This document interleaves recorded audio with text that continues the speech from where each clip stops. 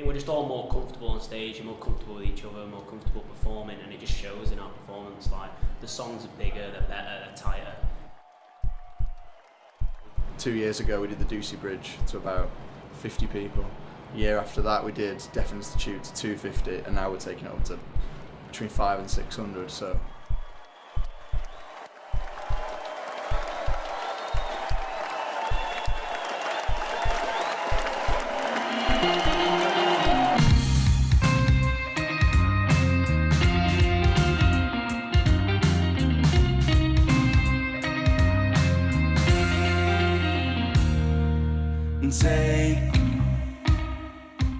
today's a landmark moment for us. It's our first proper single. It feels like one that we're really, really proud of. We've put a lot of work into it as well. And today's 2 years of real hard graft. And we came to the decision this year where it was university or music, and maybe one was going to have to give out. But you know, music's just taken over completely. So yeah, it's a landmark day for us. It's big. So I feel like when I get on stage, the first song, when you see how many people are there and they're all going for it, then you're like, yeah, this is one of it. So you give it a go. I think you step down after the first one though. That's what we're doing now. Trying to get through. To climb higher and higher. Velvet, I think the sound is it's quite a big progression from the first EP.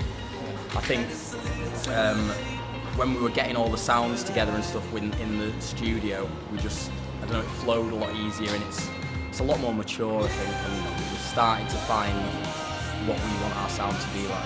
Yeah, Velvet's a bit more, it's a bit deeper than some of our other stuff, a bit more sultry. We tried to go a bit more blues with it. I'd been listening to loads of like the old Led Zeppelin stuff at the time when we wrote it, so we tried to have a bit more groove to it. And Dom had like been experimenting with loads of different new guitar tones, and we just layered up the choruses, something we've not really tried before. And we just like to think it's a bit more anthemic than some of our other stuff. It's one of those that sort of clicked where we'd always been trying to replicate different bits or taking bits from different bands, like our influences like Foals or nicking bits from Led Zeppelin, and it's suddenly turned into being our sound now. This is a real Larkins track, something we're really proud of. Shooting holes into my sun. Burning bridges.